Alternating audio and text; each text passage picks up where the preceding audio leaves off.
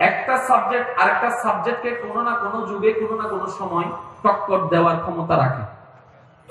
যেমন বিজ্ঞান, সারা বিশ্ব যদিও বিজ্ঞানের মারফতে চলছে, বিজ্ঞানের প্রভাব, এই বিজ্ঞানের আবিষ্কারক বিভিন্ন বিজ্ঞানী এক এক সময় যে কথাগুলো বলেছেন, আজকের দিনে এসে অনেক বিজ্ঞানের কথা মিথ্যা প্রমাণিত হচ্ছে। কারণ টেকনোলজি যত উন্নতির দিকে যাচ্ছে, নতুন নতুন জিনিস আবিষ্কার হচ্ছে, পুরাতনদের কথা মিথ্যা প্রমাণিত হচ্ছে কিংবা গবেষণায় কমতি মনে হচ্ছে। একটু ভেবে দেখেন, 1450 বছর ধরে একই কোরআন একই অবস্থায় আছে। একটু জোরে এখনো পর্যন্ত কেউ এসে কোরআন পড়ে বলেনি 2024 সালের সাথে, 23 সালের সাথে, 25 সালের সাথে, 22 সালের সাথে, 20 সালের সাথে এই আয়াত মিলতেছে না, এটা একটু বাদ দেওয়া দরকার। বলার কোন সুযোগ জোরে বলেন না, বলার কোন সুযোগ। সাউন্ড সিস্টেমে এখন আমি কথা বলছি, 2025-30 সালে এই সাউন্ড সিস্টেম আমাদের চলবেও না। সময়ের চাহিদায় অনেক কিছুই পরিবর্তন করতে, পৃথিবীর বুকে আল কোরআন স্বতন্ত্র একটি কিতাব, যে কিতাবের কোন পরিবর্তনের দরকার হয় নাই। চিৎকার দিয়ে বলেন সুবহানাল্লাহ। এবার আসেন যেটা সবচেয়ে মজার এবং ইন্টারেস্টিং বিষয়, ইংরেজি, অঙ্ক, বাংলা যে যা পড়ি আর কি, আমরা পড়াগুলো মুখস্থ করি না। এই কোরআন হচ্ছে 30 পারা।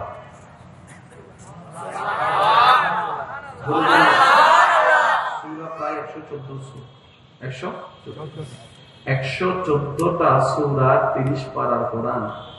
6-7 বছরের বাচ্চা মুখস্থ রাখে অনর্গল পড়তেই থাকে যেখান থেকে ধরা হবে। এটা তার আমি বানাই বলছি না, আপনাদের সামনে তো অনেকে আছে, কথা বলেন না। আমি যদি ক্লাস 9 এর ছাত্রকে জিজ্ঞেস করি, ভাইয়া 7 এর একটা প্যারাগ্রাফ বলো তো, বলোই না তুমি, তো মনে রাখার কোনো দরকার। আর আমার মনে হয় তুমি কি মুখস্থ করো নাই? করেছি। মুখস্থটা গেল কই? মুখস্থ করেছি পরীক্ষায় লেখার জন্য, পরীক্ষাও শেষ, মুখস্থও শেষ। এবার আপনি যদি 70-80 বছরের একজন হাফেজে কোরআন কেউ যদি প্রশ্ন করেন, সূরা ইয়াসিনের 4th পৃষ্ঠা থেকে বলুন, 3-4-5 সেকেন্ড ওয়েট করে উনি পড়া শুরু করে দিবে। সুবহানাল্লাহ। একটু পরে যদি ওনাকে প্রশ্ন করেন আর রহমান থেকে পড়ুন, উনি পড়া শুরু করে দেবে। মুলুক থেকে বলুন, পড়া শুরু করে দিবে। সূরা ইউনূস থেকে পড়ুন, পড়া শুরু করে দেবে। সূরা মুহাম্মদ থেকে বলুন, পড়া শুরু। বলতে দেরি, উত্তর দিতে দেরি হবে না। এবার ওনাকে যদি জিজ্ঞেস করেন আপনি মুখস্থ করেছেন কখন, উনি বলবে যে আমি যখন বয়স 9 ছিল, 10 ছিল, তখন আমি কোরআনে হাফেজ হয়েছিলাম। এবার আসেন, আপনাদের এলাকায় এখানে খতমে তারাবি হয় না? খতমে তারাবি রমজানের আগে যারা হাফেজে কোরআনরা ওই খতমে তারাবি পড়ায়, ওনারা কখন থেকে কোরআন রিভাইজ করে? মাত্র 1 মাস অথবা 20-25 দিন আগে থেকে কোরআন নিয়ে স্টাডি করে। সারা বছর কিন্তু সহজে কোরআন পড়ে, মুখস্থ রাখার জন্য কোরআন পড়ে। আল্লাহর কি কুদরত দেখেন, ওই 1 সপ্তাহ 2 সপ্তাহ আগে থেকে কোরআন নিয়ে পড়া শুরু করলে আবার তাজা হয়ে যায়। আর একটু জোরে বলতে হবে সুবহানাল্লাহ। যে জিনিসটা বোঝার সেটা এখন বুঝতে পারবেন। এটা কি? এটা কি? এটা কি? এটা যে মোবাইল, আপনি বললেন কিভাবে? এই জিনিসটার সম্পর্কে আপনার এই ব্রেনের মেমোরি কার্ডে এটাকে যে নামে সেভ করা হয়েছে, ঠিক এই প্রশ্ন করাতে আপনি একই উত্তর দিয়েছেন। আপনাকে যদি জন্মের পর থেকে, বুঝ হওয়ার পর থেকে এটাকে দেখায় যদি বলতো এটা মোবাইল না, এটা ডিম, আজকে আপনি ডিমই বলতেন। জোরে বলেন না। যদি ডিম বলা হতো ডিমই বলতেন, অর্থাৎ এখানে যেটা সেভ সেটাই বলতেন। এবার সহজে বুঝতে পারবেন কিভাবে? অনেক সুস্থ মানুষ পাগল হয়ে যাওয়ার পরে আর ভালো মন্দ কিছু চিনে, কোন নাম নিশানা জানে কেন? তার এখানে যা ছিল মেমোরি ফরম্যাট হয়ে গিয়েছে। কিন্তু অলৌকিক বিষয়, অনেক পাগল দেখেছি হাফেজে কোরআন, বাদ চিনে না, পানি চিনে না, এটা চিনে না, সেটা চিনে না, কিন্তু কোরআনুল কারীম অনর্গল পড়তে পারে। এবার জগৎ ভাবনাই বিছানায় পড়ে গেল, কিরে তুই মোবাইল চিনস না, ঘড়ি চিনস না, টাইম চিনস না, সন্ধ্যা চিনস না, বিকাল চিনস না, আলো চিনস না, অন্ধকার চিনস না, গরম চিনস না, শীত চিনস না, কিচ্ছু চিনস না, তুই কোরআন অনর্গল পড়তে পারস কিভাবে? তোর এটাতে স্ক্রু ডিল হয়ে গিয়েছে। হাফেজে কোরআন বলে আমি কোরআনকে এখানে সেভ করি নাই, আমি এমন এক জায়গায় সেভ করেছি যেটা কখনো পাগল হয় না, আর সেটা হচ্ছে অন্তর, সেটা হচ্ছে দিল। সুবহানাল্লাহ। অন্তর ব্রেইনে সেভ, কোরআন ব্রেইনে সেভ হয় না, কোরআন সেভ হয় সুবহানাল্লাহ। আরেকটু জোরে সুবহানাল্লাহ। আমি বলে যাব, আপনারা শুধু বলবেন মোবাইল ব্রেইনে, মোবাইল ঘড়ি চশমা, আরো জোরে টুপি, ইংরেজি, অঙ্ক, বাংলা, ফার্সি, উর্দু, কোরআন, কোরআন, কোরআন, কোরআন, কোরআন, কোরআন। এবার সেই কোরআন নাযিল করছে কে? কাদের নবীর উপরে? আমাদের নবীর উপরে। কাদের নবীর উপরে? আল্লাহ তাআলা আমাদের নবীর উপরে শ্রেষ্ঠ কিতাব নাযিল করার জন্য যেই জায়গা বাছাই করেছেন সেটা ব্রেন ছিল না, সেটাও ছিল অন্তর। সুবহানাল্লাহ। আল্লাহ তাআলা কোরআনটাকে আমাদের নবীর ব্রেনে নাযিল করেন না, সিরাতে নাযিল করেছেন। সুবহানাল্লাহ। একটু জোরে কোরআনের জায়গা কোথায়? জোরে বলেন অন্তরে। কোরআনের জায়গা কোথায়? বলেন আল্লাহর জায়গা কোথায়? নবীর জায়গা কোথায়? কোরআনের জায়গা কোথায়? হাদিসের জায়গা কোথায়? এবার বলেন ঈমানের জায়গা কোথায়? মুসলমানদের সবচেয়ে দামি জিনিসের নাম কি? ঈমান। মুসলমানদের সবচেয়ে দামি জিনিসের নাম কি? ঈমানের বাড়িও অন্তরে। এবার কেন এই কথাটা বললাম এখনই আপনারা বুঝতে পারবেন। সৃষ্টির শ্রেষ্ঠ কি? গরু, ছাগল না মানুষ? কোন মানুষ? যে রাস্তায় মারামারি করে, যে চার দোকানে বসে চার চমুকে টান দিয়ে দেয়, মানুষের নামে বদনাম করে, ওই মানুষটাই শ্রেষ্ঠ যে মানুষের নামে বদনাম করে করে সংসারে ঝামেলা লাগাই দেয়। ওই মানুষটা শ্রেষ্ঠ যে বউয়ের নামে জামাইরা বলে, জামাইয়ের নামে বউরে বলে। তাহলে ওই মানুষটা শ্রেষ্ঠ যে মাঝখানে একটা কথা বলে ভাই ভাইয়ের মতো ঝগড়া লাগে। তাহলে ওই মানুষটা শ্রেষ্ঠ যে দুর্নীতি করে। ওই মানুষটা শ্রেষ্ঠ যে মা বাবার সাথে বেয়াদবি করে। যেগুলা করে এগুলো কি গরু? এগুলো তো আপনি মানুষ বলছেন। শুনেন, যদি আল্লাহ এমন কোন চশমা আমাদেরকে দিতেন যেখানে মানুষ চেনা যেত, এরকম কোন চশমা, ওই চশমা লাগালে হয়তো আমরা দেখতে পাইতাম সবগুলা পোশাক পরা গরু ছাগলে হাঁটতেছে। কথা বলেন না? কারণ মানুষ সবার জন্য আকৃতির দরকার হয় না। চোখ থাকলেও মানুষ, না থাকলেও মানুষ। মানুষ হওয়ার জন্য যে জিনিসটা দরকার এটার নাম একটা পরিষ্কার অন্তর। আজকে সমাজে অশান্তি গরুর কারণে নাকি মানুষের কারণে? জোরে বলেন না। মানুষের কি নষ্ট হয়েছে? চোখ, চোখ, কান, না কি? জোরে বলতে হবে কি? পারিবারিক অশান্তির মূলে নষ্ট হয়েছে অন্তর। ভাই ভাইয়ের মধ্যে অশান্তি, নষ্ট হয়েছে অন্তর। তাহলে এই অন্তরটাকে যদি আমরা ওই কোরআন এবং ঈমানের নূর দিয়ে, হাদিসের নূর দিয়ে, নবীর প্রেম নিয়ে, আল্লাহর প্রেম নিয়ে যদি সাজাই ফেলতে পারি, আমাদের মনটা মানুষ হয়ে যাবে। আর আপনি মানুষ হয়ে গেলে অন্তত আপনার কারণে এলাকার আর ক্ষতি হবে না, পরিবার আর অশান্তি হবে না। আপনি হয়ে যাবেন সোনার মানুষ। আপনি সেই মানুষ যার জন্য আল্লাহ জান্নাত রেখে দিয়েছে। মনে রাখবেন, মানুষ ছাড়া কেউ জান্নাতে যেতে পারবে না। আর যারা জান্নাতে যেতে পারবে না তারা মানুষ নয়। বুঝবেন জিনিসটা?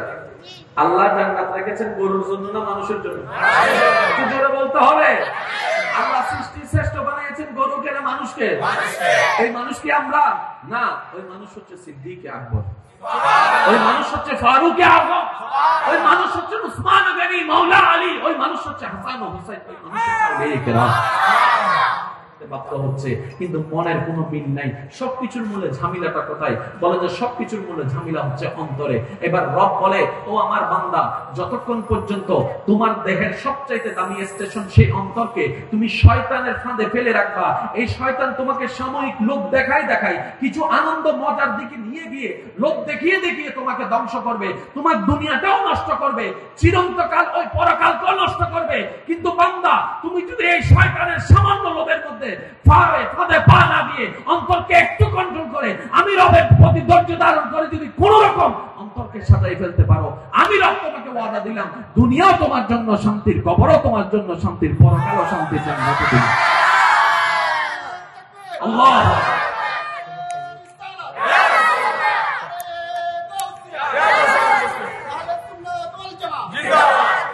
আমার কথা কি কষ্ট নেবেন না, আমরা সবাই লাভে বিশ্বাসী, লস কেউ চাই না।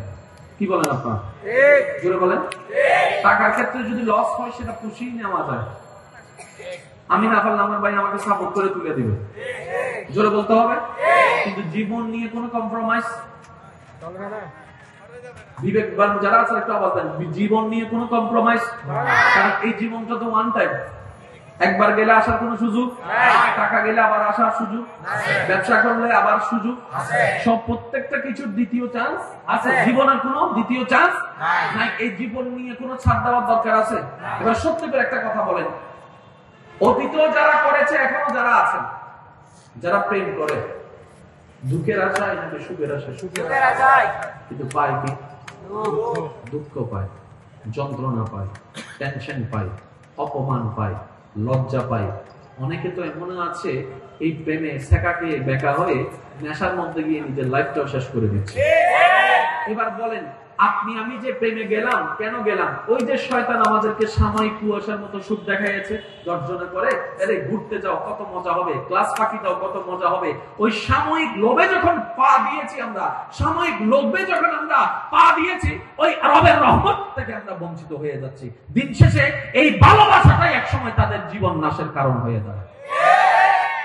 প্রত্যেকটা জিনিসের একটা কথা মনে রাখবেন, প্রত্যেকটা একটা এফেক্টের সাইড এফেক্ট আছে। আমার কথায় কষ্ট নেবেন না, যুবক ভাইয়ের একটা আওয়াজ দিবেন আমাকে, কারণ এগুলো জানা দরকার, বোঝা দরকার বলে আমি মনে করি। সবচেয়ে মারাত্মক রোগের মধ্যে একটা রোগ আছে না, এইডস। জুড়ে বলেন না। এখন না হয় অনেক ইজি হয়েছে, একটা সময় কিন্তু খুব ভয়ানক রোগ ছিল এইডস। এই এইডস রোগটা যেই সব কারণের মাধ্যমে প্রতিস্থাপিত হয়, তার মধ্যে একটা হচ্ছে অবৈধ মেলামেশা। এবার বলেন, অবৈধ মেলামেশাও যেরকম মেলামেশা, স্বামী স্ত্রীর মেলামেশাও তো মেলামেশা। এই পর্যন্ত তো কোনোদিন স্বামী স্ত্রীর মেলামেশায় এইডস হয়েছে বলে তাকে জানা যায়নি। সুবহানাল্লাহ বলেন। বয়ফ্রেন্ড গার্লফ্রেন্ডেরটাও মেলামেশা, নাউযুবিল্লাহ। কিন্তু স্বামী স্ত্রীরটাও তো মেলামেশা। স্বামী স্ত্রীর মেলামেশার কারণে তো এইডস হয় নাই। তাহলে বুঝতে হবে, মেলামেশা নার উপরে নির্ভর করে না। আল্লাহর রহমত যেখানে, সেখানেই সুখ আছে, সেখানেই শান্তি আছে। আর আল্লাহর রহমতটাকে যখন আমরা ডিনে করি, তখনই আমরা মূলত নিজের জীবনকে নষ্ট করি। আমি ছোট্ট ভাই হিসেবে একটা কথা বলি আপনাদেরকে, আমাদের জীবনে এত দুঃখ কষ্ট, সমস্ত দুঃখ কষ্টের কারণকে যদি আপনি নিজের জায়গা থেকে একটু অবজারভেশন করেন, তাহলে দেখবেন আমরা যতই আল্লাহ এবং রসুলের বিধান থেকে নিজেদেরকে দূরে সরিয়ে নিচ্ছি, আমাদের জীবন তত জাহান্নাম হয়ে যাচ্ছে। জীবনে দুঃখ কষ্ট কোন জায়গায় কেন আসে জানেন? যখনই দেখবেন আমাদের ইচ্ছার সাথে আল্লাহর ইচ্ছার মিল নাই, এটাই দুঃখ, এটাই কষ্ট। যখনই আল্লাহর ইচ্ছার সাথে, আল্লাহ চাওয়ার সাথে আমাদের ইচ্ছাকে আমরা একমত পোষণ করে ফেলতে পারবো, আলহামদুলিল্লাহ বলে, ওই না চাওয়াটাই সুখ হয়ে যাবে। বলেন সুবহানাল্লাহ। আওয়াজ দিয়ে বলেন তো, সুখ দেওয়ার মালিক কে? আরেকটু জোরে। সুখ দেওয়ার মালিক কে? শান্তি দেওয়ার মালিক কে? রিজিক দেওয়ার মালিক কে? হায়াত দেওয়ার মালিক কে? সুস্থ দেওয়ার মালিক কে? ওনাকে খুশি করাই আমাদের কাজ। যদি আমরা চালাক হই, যদি আমরা বুদ্ধিমান হই, ওনাকে খুশি করবো যেখান থেকে বরাদ্দ আসে। আমরা ওনাদেরকে খুশি করার দরকার নাই যারা আমাদেরকে ঠেলে ঠেলে জাহান্নামে নিয়ে যাবে। আপনারা অনেকে যেতে হবে, কবরে থাকতে হবে, একা একা সারা রাত সারা দিন থাকতে হবে, রবের দরবারে একদিন হাজিরা দিতে হবে। আমরা যদি সত্যিকার চালাক হই, বুদ্ধিমান হই, আমরা সেই জায়গায় প্রস্তুতি নিব যে কিভাবে রবের সামনে দাঁড়ালে অন্তত কিচ্ছু বলতে না পারলো এতটুকু বলতে যেন পারি, ইয়া রব, পারি নাই তোমার হুকুম যথাযথ পালন করার জন্য, তবে আমি বুঝ হওয়ার পর থেকে আমি চেষ্টাই লেগেছিলাম তোমার হুকুম পালন করার জন্য, তোমাকে খুশি করার জন্য। সুবহানাল্লাহ। পারি নাই, অন্তত চেষ্টা আমি করেছি, যখন থেকে আমি বুঝা শিখতে পেরেছি। এটাই আমাদের জন্য বাঁচার একটা রাস্তা। হবে কি হবে না? জোরে বলতে হবে, হবে কি হবে না? এবার আসুন আমার ভাইয়েরা, তাহলে সবাই সুখ চায়, পায় কি? জোরে বলতে হবে। কেন জানেন? শয়তানের গুলাতে দেখতে লাগে সুখ, ভিতরে আছে দুঃখ। আর আল্লাহর গুলাতে দেখতে লাগে দুঃখ, আছে আসলে সুখ।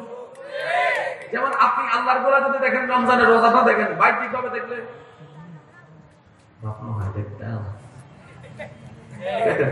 কষ্ট, কিন্তু ভিতরে আছে আপনার জন্য জান্নাতুল ফেরদাউস। আরেকটু জোরে দুপুরবেলা বুকটা ফেটে যাচ্ছে তৃষ্ণায়, রোজা রাখলে তো পানির কষ্ট, ওদিকে আপনাকে হাউজে কৌসারের পানি আপনাকে ডাকছে। বাহ্যিক দিক থেকে আল্লাহর বিষয়গুলোতে দেখবেন সুখ নাই, শান্তি নাই, মজা নাই, আনন্দ নাই, এনজয় নাই, কিন্তু আপনি যদি শয়তানের গালে লাঠি মেরে কোন রকম এই কাজগুলো করতে পারেন এবং এটাতে অটল থাকতে পারেন, এতটুকু মনে রাখবেন পরকালে তো পাবেন পাবেন বেগাইরে হিসাব, দুনিয়া তো আল্লাহ পাক আপনাকে বঞ্চিত করবেন এমন নিয়ামত। এবার আসেন আমরা যারা 2023 সালে আসি, আমাদেরকে কেউ মনে রাখবে মরার পরে? আপনি কয়জনেরা মনে রাখছেন আপনার আত্মীয়জন? দাদা নামি কেন মনে করছে? আপনি নিজেকে প্রশ্ন করে দেখেন, এখনো পর্যন্ত আল্লাহর প্রেমিক যারা হয়েছেন, আল্লাহর পথে যারা নিজের জীবন উৎসর্গ করেছেন, আল্লাহ ওয়ালা হয়েছেন, সবার নাম তো মনে আছেই আছে। শ্রদ্ধার সাথে মানুষ মনে করে, আগে নাম বলার আগে হযরত বলে, শেষে রহমতুল্লাহ আলাইহি বলে। আপনি একটু ভেবে দেখেন বিষয়টা। নারী জাগতির উজ্জ্বল নক্ষত্র হযরত রাবিয়া বসরি। রাবিয়া বসরির নামটা আসলেই আমাদের মুসলিম নরনারীর অন্তরে একটা শ্রদ্ধা চলে আসে।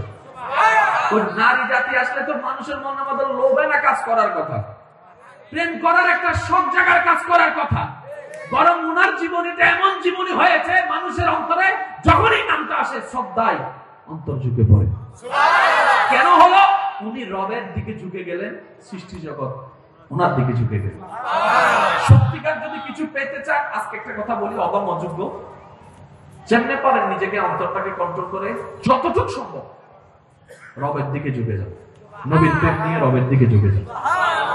আপনি রবের কাছে যাবেন, রবের রহমতের কাছে যাবেন, সৃষ্টি জগৎ আপনার কাছে আসবে।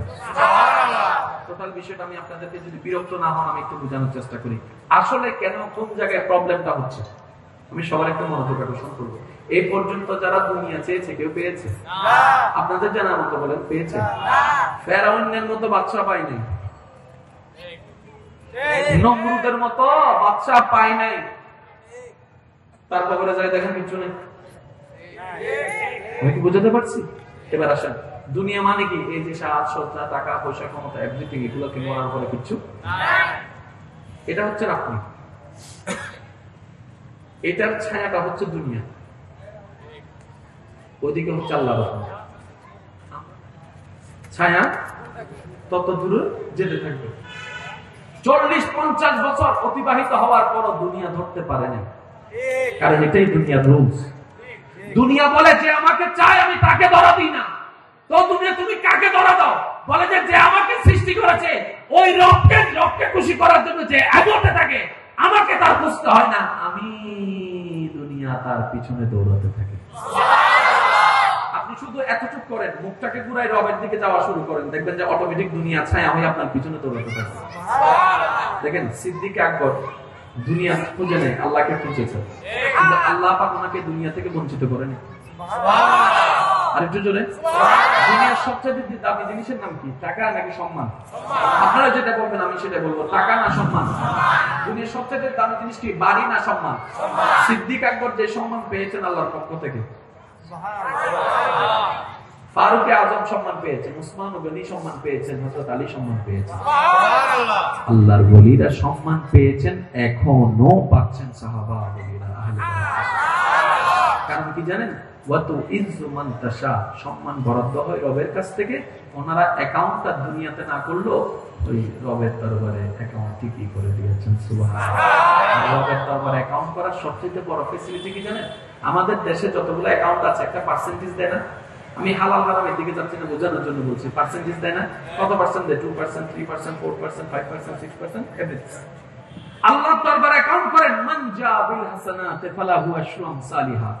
রবের দরবারে অ্যাকাউন্ট করলে সর্বনিম্ন 10 গুণ পাবে। সুবহানাল্লাহ। একে কত? 10। এটা হচ্ছে সর্বোচ্চ নাকি সর্বনিম্ন? আর সর্বোচ্চ 7,000 হতে পারে, 7 লাখও হতে পারে, 7 কোটিও হতে পারে, 7 বিলিয়নও হতে পারে, বেগাইরে হিসাব এমনও হতে পারে। সুবহানাল্লাহ। অ্যাকাউন্টটা কার কাছে? আল্লাহর। জোরে বলেন, অ্যাকাউন্টটা কার কাছে? যত আল্লাহ ওয়ালা সবাই অ্যাকাউন্ট করেছেন আল্লাহর কাছে। সুবহানাল্লাহ। আমি যে এখানে অ্যাকাউন্ট করব, যতদিন ব্যাংক থাকবে ততদিন, ব্যাংক যদি দেউলিয়া হয় শেষ, জোরে বলেন না, ব্যাংক যদি দেউলিয়া হয় আমার টাকা নাই। কিন্তু এমন জায়গায় অ্যাকাউন্ট করেন যেখানে দেউলিয়া হওয়ার কোনো সুযোগ, আরেকটু যদি বলেন সুযোগ, আর ওইখানে অ্যাকাউন্ট করতে বেশি কিছু লাগবে না, একটা ঈমান লাগবে, একটা সুন্দর মন লাগবে। আসুন, দুনিয়ার ব্যাংকে অ্যাকাউন্টে কিছু রাখতে গেলে আপনাকে কি রাখতে হবে? জোরে বলেন না। এই জিনিসটা কারো কাছে বেশি আছে, কারো কাছে কম আছে। যার কাছে আমার মতো কম আছে সে তো আর অ্যাকাউন্ট করতে পারবে না, এটাই স্বাভাবিক। কিন্তু রবের দরবারে এমন একটা ব্যাংক, এমন একটা অ্যাকাউন্ট যে কেউ চাইলে অ্যাকাউন্ট করতে পারে। আর এখানে কোন আপনাকে নির্দিষ্ট পরিমাণে দিতে হবে তা না। আপনি রাস্তা দিয়ে হেঁটে যাচ্ছেন, আপনি একজন এতিম বাচ্চার মাথায় হাত বুলিয়ে দিয়েছেন, এটাও এখানে জমা হয়ে যাবে। আপনি রাস্তা দিয়ে হেঁটে যাচ্ছেন, কেউ একজন রাস্তা চিনেন, আপনাকে এসে বললো ভাই আমি তো রাস্তা চিনছি না, কোন দিকে যাবো? আপনি শুধু 2 সেকেন্ড ব্যয় করে তাকে রাস্তা দেখাই দিয়েছেন, ওইটাও রবের দরবারে ফাউন্ডের মধ্যে জমা হয়ে যাবে।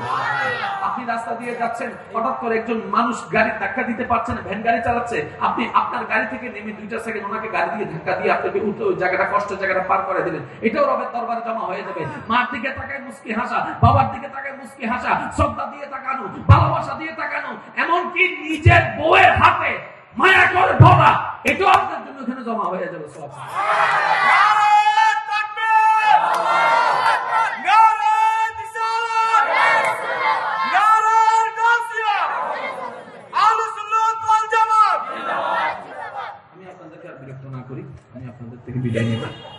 একটা কথা আমি বলে আপনার, আসলে আমি প্রথমেই বলেছি, হয়তো অনেকে ছিলেন না, আমি কথাটা আবার বলি, আমি এখানে এসেছি শুধু মহাব্বতের কারণে। আর একটু আস্তে করে বলো, ছোট করে হস, তুমি নিশ্চয় সিডেঙ্গে আওয়াজ একবার হস, এতক্ষণ দিয়ে দিবি তো রোহিঙ্গের আওয়াজ, ইয়া সিডেঙ্গে না মতো মনে হতো না সিডেঙ্গে বইটা কি। আল্লাহ আমাদের সবাইকে কবুল করুন। আমি সবার উদ্দেশ্যে একটা অনুরোধ করবো, দুনিয়াতে 2 দিনের মেহমান হয়ে আসছে, অনেকে চলে গিয়েছে, আমরাও চলে যাব। আমাদের চলে যাওয়াটা যেন মানুষের জন্য খুশির কারণ না হয়, আপনার মৃত্যুর সংবাদটা যেন কারোর জন্য আনন্দের সংবাদ না হয়। সেজন্য এতটুকু বলে, আজকে একটা ভালো মানুষ হারিয়েছে, আর ভালো মানুষ হওয়ার জন্য আপনাকে অনেক টাকা ব্যয় করতে হবে না, সুন্দর একটা চরিত্র গিফট করতে পারলে, ব্যবহার গিফট করতে পারলে,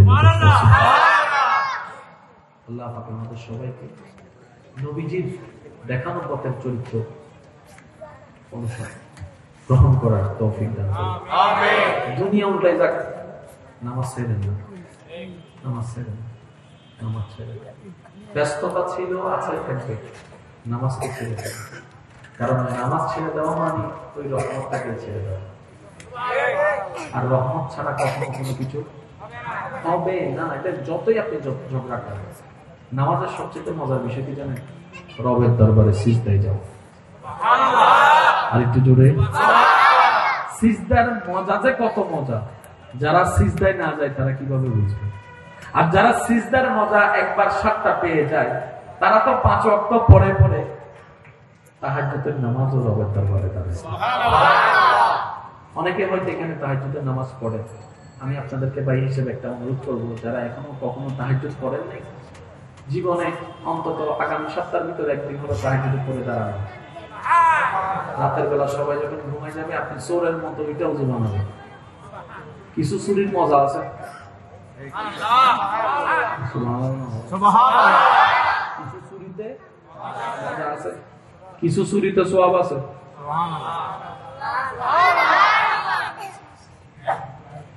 চুরি করে দিয়ে দিলেন, কেউ দেখে নাই, চুরিতে সওয়াব আছে। সবাই ঘুমাচ্ছে, চোর আসে কখন? রাতে। আপনি উঠছেন কখন? রাতে। একজনের দুনিয়া খুঁজতে নামছে, আর আপনি দাঁড়ায় গিয়েছেন আল্লাহ রহমত খুঁজতে। একজন চুরি করতে আসছে দুনিয়া সাজাতে, আপনি পরকাল সাজাতে। আরেকটু জোরে। সবচেয়ে মজার বিষয় কি, এই ঘরে একজন দুনিয়া তালাশের জন্য রাত জেগে চুরি করছে, এই ঘরে আপনি আল্লাহকে পাওয়ার জন্য তাহাজ্জুদে দাঁড়ায় গেছেন।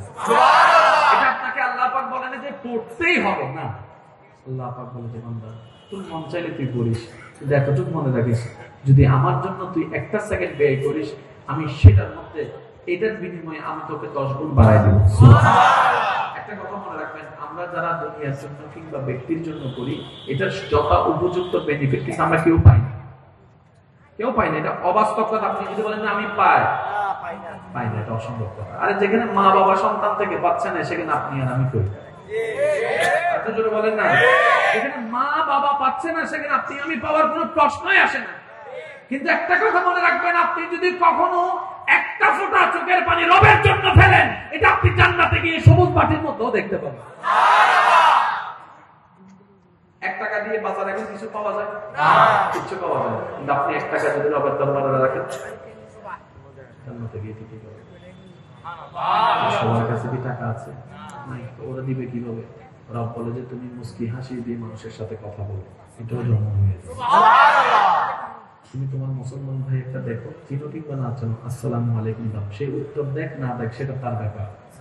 তোমার দায়িত্ব তুমি পালন করো, আসসালামু আলাইকুম, এটাও তোমার জমা হয়ে যাবে ওই ওখানে। আর যদি সে উত্তর দেয় ওয়া আলাইকুম আসসালাম, তাহলে সব তো দুজনে পাবা। এবার যখন মুসাফা করবা, দুইজনে 2 হাত দিয়ে যখন মুসাফা করবা, তোমরা 2 মুসলমান ভাই রাসূলের উম্মত, এই হাতটা খোলার আগে আমি আল্লাহ তোমাদের সাবিরা গুনাহ মাফ করে দেব। আল্লাহরে, তুমি তোমার জীবন থেকে 24টা ঘন্টায় কিছুটা কাজ আমার জন্য করো, আমি রবের জন্য করো। আমি রব বেশি কিছু চাই না তোমাদের কাছ থেকে। তোমার খিদা লাগবে, খাবারের ব্যবস্থা আমি রব তোমাকে করে দেব। তুমি মনে করছো বাজার থেকে তুমি কিনে আসছো, এটা তোমার ধারণা, কিন্তু সেই বাজারে আসার আগের প্রসেস সবগুলো আমি আল্লাহ আগেই করে দিয়েছি তোমার জন্য। ওই ধান যেটা চাউল না হতো, বাজারে কিভাবে আসতো, বাজারে যদি না আসে আপনি কিভাবে পেতেন? তাহলে সেই ধানকে ওখানে রোপণ করার জন্য কোথায় বাংলাদেশের শেষ মাথায় একজন কৃষককে আল্লাহ কৃষি কাজের প্রতি প্রেম ঢুকাই দিয়ে ওই ক্ষেতের মধ্যে নামাই দিয়েছে। এবার সব কৃষক দেখেন, সবচেয়ে দামি জিনিস হচ্ছে আমাদের মানব জীবনের জন্য, দুনিয়াবী জীবনের জন্য খাবার। আর এই সেই খাবারের যে চাউলটা, যে ধানটা, এটার কাজ করে কৃষকরা। কিন্তু বড় দুর্ভাগ্যের বিষয়, ওই যারা কৃষির কাজ করে তারা সমাজের সবচেয়ে অবহেলিতের মধ্যে পড়ে আছে। তার মানে আমরা দুনিয়ার কদর করতে জানি না। ওই কৃষকের ঘাম দেখলেন না সিরফেট, অথচ সেই ঘামে ভেজা ধান দিয়ে আমরা পেট ভরাচ্ছি। আমার মূল কথা হচ্ছে সম্মান দিন, সম্মান পাবে, কখন এটা মিস হবে না। এবার আল্লাহ তাআলা, আমরা সবাই কার বান্দা ভাইয়া? আল্লাহ। শেষ ভালো যা সব ভালো তার একটা আওয়াজ দেবেন, আমরা সবাই কার বান্দা? আল্লাহ। আল্লাহ আমাদের দাবিটা কবুল করুন, আমিন। আরেকটু জোরে, আমিন। আমাদের সবাইকে রবের বান্দা বনার তৌফিক দান করুন, আমিন। এবার রবকে জিজ্ঞেস করা হচ্ছে, ইয়া রব, সবাই তো তোমার বান্দা দাবি করছে, সবাইকে তোমার বান্দা? রব বলে যে না। তো আল্লাহ তোমার বান্দা কারা? এবার রব বলছেন ওয়া ইবাদুর রহমান, ওয়া ইবাদুর রহমান আল্লাযীনা ইয়ামশুনা আলাল আরদি হাওনা। আমি রবের বান্দা তো তারাই যারা আমার থেকে অডেল নিয়ামত পাওয়ার পরও অহংকার করে নাই, মানুষকে ছোট দেখায় নাই, আমিত্ব অহংকার করে নাই, হিংসা করে নাই, পৃথিবীতে নম্র ভদ্রভাবে বসবাস করেছে, ভালোবাসা নিয়ে বসবাস করেছে, তারাই তো আমি রবের বান্দা। সুবহানাল্লাহ। রবের বান্দা হওয়ার জন্য নম্রতার দরকার, ভদ্রতার দরকার, আর সেই জিনিসটা হাসিল করার জন্য যেটা সবচেয়ে বড় আপনার জন্য উপকারী, সেটা হচ্ছে জবানকে স্টপ করে ফেলা। আমার কথা একদিন রাখেন, ছোট ভাই হিসেবে বলছি, ভালো লাগলে কন্টিনিউ করবেন, না হয় বাদ দিবেন। আপনি আপনার সুবিধা মতো ক্যালেন্ডার নিয়ে বসেন কিংবা মোবাইল নিয়ে বসেন, সপ্তাহের 4টা দিন অথবা একটা সপ্তাহ আপনি নিজেকে পরীক্ষা করার জন্য, এই 1 সপ্তাহ কিংবা 4 দিন আপনি প্রয়োজনের বাইরে একটা শব্দও বলবেন না, কেউ কষ্ট দিয়ে কথা বলতে উত্তর দিবেন না, বাস 2টা কাজ করবেন। প্রয়োজনের বাইরে একটা শব্দও বলবেন না, কেউ আপনাকে অহংকারী বলুক, দামাগি বললে বলুক, সমস্যা নেই, কিন্তু আপনি করছেন কেন সেটা আপনি জানেন, আপনার রব জানেন। আপনার করাটা কাউকে দেখানোর জন্য নয়, দামাগি হওয়ার জন্য নয়, আপনি রবকে খুশি করার কাজে নেমে পড়েছেন। 3টা দিন করেন, 4টা দিন করেন, 1 সপ্তাহ করেন, এজ ইউ উইশ, আপনার সুবিধা মতো। এটা আমার একটা ব্যক্তিগত অনুরোধ, ভালো লাগলে এরপরে কন্টিনিউ করবেন, না হয় বাদ দিয়ে দিবেন। প্রয়োজনের বাইরে একটা শব্দ বলবেন না, তখন দেখবেন আপনার মন দেখবেন কত কিছু বলবো, আপনি শুনুন। 4টা দিন চুপ, 1 সপ্তাহ চুপ।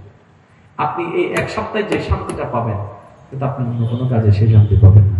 এই 1 সপ্তাহে রবের জন্য চুপ করে থেকে যে শান্তিটা পাবেন। এবার এই 1 সপ্তাহে অনেকে আপনাকে কষ্ট দিবে না, কিন্তু আপনি এতটুকু বলতে পারবেন, এই 1 সপ্তাহ আমি কারো কষ্টের কারণ হইনি। আমরা সবাই জানি, মাইকের আওয়াজ যতটুকু যাচ্ছে সবাই একটু শুনলে আমি খুশি হবো। হাসরের ময়দানে ওলামায়ে কেরাম আছেন, ওনাদের দোয়া নিয়ে বলি, হাসরের ময়দানে আমরা আল্লাহর বিচারের কাঠগড়ায় বেশিরভাগ মানুষ যেই কারণে আটকায় যাব, এটার নাম হলো জিহ্বা। যে কারণে আমরা বেশিরভাগ মানুষ আটকায় যাব হাসরের ময়দানে, এটার নাম জিহ্বা। এই জিহ্বায় যদিও নরম, আম বেশি গরম, বেশিরভাগ মানুষ আটকায় যাবে জিহ্বা। কারণ আপনি দেখবেন তলোয়ারের আঘাত আপনার শরীরকে ক্ষত করে, কিন্তু জিহ্বার আঘাত মানুষের অন্তর ভেঙে চুরমাচুর করে ফেলে। ওই তলোয়ারের আঘাত, ছুরির আঘাত একটা সময় গিয়ে হালকা চিহ্ন থাকলেও শুকিয়ে যায়, কিন্তু 20 বছর আগে দেওয়া সেই মনের আঘাত এখনো পর্যন্ত মানুষের মনে থেকে যায়। আর রব বলে, আমি তোমাকে জিহ্বা দিয়েছি আমার জিকির করার জন্য, জিহ্বা দিয়েছি দরুদ পড়ার জন্য, জিহ্বা দিয়েছি মানুষকে অন্তর খুশি করার মতো কথা বলার জন্য। আমার বান্দার অন্তরকে আঘাত দেওয়ার ক্ষমতা আমি আল্লাহ কাউকে দিই নাই, বলেন সুবহানাল্লাহ। সেজন্য যত কথা তত জামিলা, যত সুখ তত সুখ। আমি অনুরোধ রাখলাম, আপনাদের যদি ব্যস্ত সময় থেকে পান, নিজের উপর অবজারভেশনটা চালাবেন। 3 দিন পারেন, 4 দিন পারেন, 1 সপ্তাহ পারেন, আপনার সুবিধা মতো আপনি শুধু এতটুকু অবজারভেশন করবেন, দেখবেন আপনার মনে একটা আলাদা প্রশান্তি অনুভব করবে, যে শান্তিটা হয়তো আপনি খুঁজতেছিলেন এতদিন। সুবহানাল্লাহ। আল্লাহ পাক আমাদের সবাইকে বান্দার মতো বান্দা বানার তৌফিক দান করুন। আমিন। দুনিয়া থেকে যাওয়ার আগে আল্লাহ তাআলা আমাদের সবাইকে এমন জীবন দান করুন যে জীবনটা রব দেখতে চেয়েছে। আল্লাহর কাছে শুধু একটাই ফরিয়াদ করবেন, আল্লাহ তুমি আমাকে এমন ভাবে বানাও যেমন ভাবে দেখলে হাসরের ময়দানে তোমার নবী আমাকে দেখে খুশি হয়ে যাবে। আল্লাহ আমাকে ওরকমই করুন। দোয়াতে আসলে বেশি কিছু চাইতে হয় না, কথাই আসলে কথা টানছে। অনেকেই আছে ওই দোয়া করতে বসলে দোয়া খুঁজে পাই না, আল্লাহর কাছে দোয়া করতে বসলে দোয়া খুঁজে পাই না। আমি বলি বেশি দোয়ার তো দরকার নেই, দিল থেকে একটু বলেন না রবকে, ইয়া রব তোমাকে খুশি করে যেন কবরে যেতে পারি, সেই তৌফিক দান করুন। আমিন। একটা দোয়ার ভিতরে সব চলে আসছে। আল্লাহ আমি দোয়া করতেও জানি না, দোয়ার ঢংও জানি না, রঙও জানি না, কিভাবে বলবে তুমি খুশি হবে আল্লাহ সেটাও জানি না। আল্লাহ শুধু একটা কথা মন থেকে বলি, আল্লাহ তোমাকে খুশি করে যেন কবরে যেতে পারি, তোমার নবী যেন হাসরের ময়দানে আমি উম্মতকে দেখে খুশি হয়ে যায়, আল্লাহ আমাকে এমন একটা জীবন দান করো। এই একটা দোয়ার ভিতরে সব দোয়া চলে আসছে। আল্লাহ পাক আমাদের সবাইকে বিচার আমল করার তৌফিক দান করুন। আপনারা সবাই থাকবেন এবং এই মাদ্রাসার প্রতি খেয়াল রাখবেন, সাহায্য সহযোগিতা মহব্বত। আল্লাহর ওয়াস্তে কখনো ওই এলাকার মানুষ আপনাকে বাবা দিবে, দানবীর বলবে, এটার জন্য দিবেন। কারণ দিবেন লস এর পাল্লায় করবেন, এখানেও কিছু পাইতেন না, ওখানেও কিছু পাইতেন না, অল্প দেন, সেটা দিবেন গোপনে। এবার আপনারা বলবেন হুজুর আমার তো নাই, দিব কি? আমি বললাম আল্লাহর কাছে এটা না, একটু আগে তো বললাম এটা আল্লাহর কাছে মুখ্য বিষয় না। আপনি এসে খবর নিয়েছেন সবাই ভালো আছো, এটাও একটা দয়া। আর একটু জোরে বলেন না, একটা কাজ হচ্ছে, আপনি একটা বাস আলগাই দিলেন, একটু আগাই দিলেন কাজে, এটাও একটা দয়া। শুধু এটা দিতে হয় এমন কোনো কথা নেই, এমন কোনো কথাই নেই। শুধু রবকে খুশি করার জন্য অল্প যতটুকু পারবেন, যে যার যার সমাপ্ত আছে। আল্লাহ পাক আমাদের সবাইকে বুঝার মতো তৌফিক দান করে। ওয়াকিরু দাওয়ানা আলহামদুলিল্লাহি রাব্বিল আলামিন। আসসালামু আলাইকুম ওয়া রাহমাতুল্লাহি তাআলা ওয়া বারাকাতুহু।